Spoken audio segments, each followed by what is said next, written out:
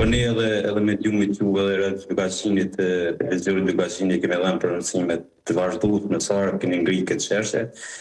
Është vërtet që nga 2021 policia e Kosovës nuk është furnizuar me uniformë të re, për arsye të nderëve vazhdimisht që po anulohen.